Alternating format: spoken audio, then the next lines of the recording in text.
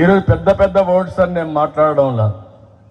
ఈరోజు చాలా మంది ఎన్ఆర్ఐలు ఉన్నారు, చాలా మంది డబ్బులు సంపాదించిన ఉన్నారు. ఈ ఊర్లో ఒకసారి ప్రొఫైల్ చూస్తే మొత్తం 439 కుటుంబాలు.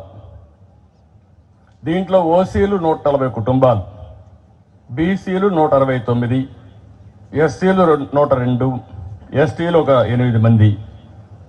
మొత్తం పాపులేషన్ 1818.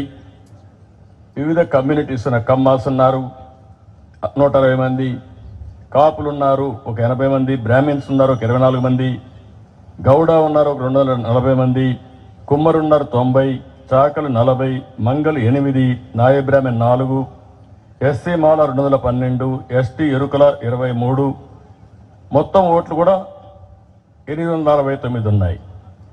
ఇక్కడ వయసు వారిగా కూడా చూస్తే 307 మంది 60 సంవత్సరాలు పైబడిన ఉన్నారు. 40-60 సంవత్సరాలు 338 ఉన్నారు. 18-40 278 మంది ఉన్నారు. 15-18 80 మంది ఉన్నారు. 6-14 చదువుకునే వయసులో 134 ఉన్నారు. చిన్న పిల్లలు 93 మంది ఉన్నారు. ఇంకొక పక్కన ఇక్కడ నుంచి కుటుంబాలు చూస్తే దగ్గర ఈ ఊర్లో 1800 ఎకరాల భూమి ఉంది. 1800 ఎకరాల భూమి ఉంది. వ్యవసాయం చేసేవాళ్ళు మాత్రం 80 మంది, లేకపోతే రఫ్గా లేబర్గా ఉండే కూలీలుగా ఉండేవాళ్ళు 339, ఉద్యోగస్తులు ఎంప్లాయీస్ ఒక 20. ఈ ఊరు నుంచి బయట వెళ్ళిపోయిన వాళ్ళు ఒక 500 మంది ఉన్నారు. దగ్గర 500 మంది వెళ్ళిపోయారు ఇక్కడి నుంచి, ఊరు నుంచి. డాక్టర్స్ 30, బిజినెస్ మ్యాన్స్ ఒక 20, ఎంప్లాయీస్ ఒక 450 మంది. ఈ ఊరు నుంచి వెళ్ళిపోయిన వాడు ఒక్కరొక కుటుంబానికి గైడెన్స్ ఇచ్చి పైకి తీసుకురాగలిగితే పేదరికం ఉంటుందా అనేది మీరు ఆలోచించాల్సిందిగానే మిమ్మల్ని అందరినీ కోరుతున్నా. ఇప్పుడే ఒక మిత్రుడు మాట్లాడాడు, ఇక్కడే ఉన్నాడు. వాళ్ళ అన్నది చెప్పాడు. చెప్పిన తర్వాత ఇప్పుడు ఆయన ఏం బిజినెస్ ఏంటి, avocado.com కొరియర్, avocaya.com కొరియర్ పెట్టేశాడు. ఈ కొరియర్ ద్వారా అమెరికా వరకు పంపిస్తున్నాడు. దీంతో ఆయనకేంటి ఇప్పుడు ఎంతమంది పనిచేస్తున్నారు? 100 మంది పనిచేస్తున్నారు. ఒక చిన్న ఐడియా, చిన్న పెట్టుబడి. ఎంత టర్నోవర్ ఎంత? ఇప్పుడు 3 కోట్ల టర్నోవర్కి వచ్చాడు. దాన్ని 10 కోట్లు దాటిస్తే ఇంకెక్కడికైనా తీసుకుపోయే అవకాశం ఉంటుంది. ఒక చిన్న ఆలోచన నర్చర్ చేసి ఒక పారిశ్రామికవేత్తగా తయారయ్యారు. ఇక్కడ పచ్చళ్ళు కూడా ఇక్కడ ఊర్లకంతా చేపించి మార్కెటింగ్ కూడా చేయడానికి ఈజ్ వర్కింగ్ ఆన్ దాట్. ఇప్పుడు నేను ఇక్కడ మిమ్మల్ని కోరేది ఏంటంటే, ఇక్కడ నా ఆలోచన ఒకటి, ఈ ఊరు నారావారిపల్లి 2 కూడా నేను ప్రూఫ్ ఆఫ్ కాన్సెప్ట్ కింద, పైలట్ కింద తీసుకున్నా. ఇది సక్సెస్ అయితే రాష్ట్రం అంతా చేయాలనేది నా ఉద్దేశం. దీనికి ప్రభుత్వం యొక్క బాధ్యత కూడా ఉంటుంది. ప్రభుత్వం డబ్బులు ఇవ్వడం కానీ, ఆర్థిక సహాయం చేయడం కానీ, పేదవాళ్ళకి సబ్సిడీస్ ఇవ్వడం కానీ అన్నీ ఉంటాయి. కానీ ఇక్కడుండే వ్యక్తులు, మీ అన్న నీకు గైడ్ చేసింది, మీ బ్రదర్ యూఎస్లో ఉంటాడు, ఆయన గైడ్ చేశాడు. వీళ్ళ పెదనాన్న కొడుకు యూఎస్లో ఉంటాడు, ఆయన గైడ్ చేసి ఆ పని చేశాడు. ఇప్పుడు నేను ఇక్కడ మిమ్మల్ని అందరినీ కోరేది ఏంటంటే, ఈ ఊర్లో ఉండే వాళ్ళందరి పేర్లు సర్పంచ్ తయారు చేస్తాడు. ఇక్కడ ఫార్చునేట్లీ మనవాడే ఉన్నాడు, తెలుగుదేశం సర్పంచే ఉన్నాడు. రేపటి నుంచి ఆ పని అంతా ఆయన చేస్తాడు. ఊర్లో ఉన్నందరితో మాట్లాడతాడు. ఊర్లో ఉండే వాళ్ళే మేనేజ్మెంట్ తీసుకోవాలి. మీరు మేనేజ్మెంట్ తీసుకుంటే ఎన్టీఆర్ మెమోరియల్ ట్రస్ట్, ఎన్టీఆర్ పేరుతో పెట్టాం.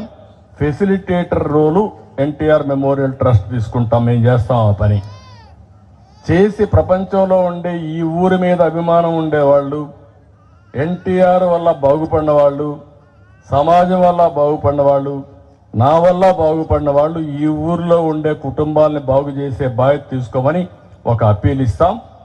అది 1 రోజు 2 రోజులు కాదు. ఈ విషయం మీరు గుర్తుపెట్టుకోవాలి. Short term, medium term, long term. మీ ఇంట్లో ఉండే కుటుంబ సభ్యులే ఆస్తి. ఆ మెంబర్స్తోనే అదే ఒక పెట్టుబడిగా తీసుకొని తద్వారా మీరు ఏ విధంగా ఆదాయం పెంచగలుగుతారో ఆలోచించాలి. భూమి ఉంటే అదనం, లేకుంటే వాళ్ళలో స్కిల్ డెవలప్మెంట్ చేయడం, వాళ్ళ శక్తి సామర్థ్యాలను పెంచడం. ఈరోజు 10 రూపాయలు సంపాదించగలిగిన వాళ్ళు ఆ పనిలోనే 50 రూపాయలు సంపాదిస్తారు ఆలోచన చేయించడం.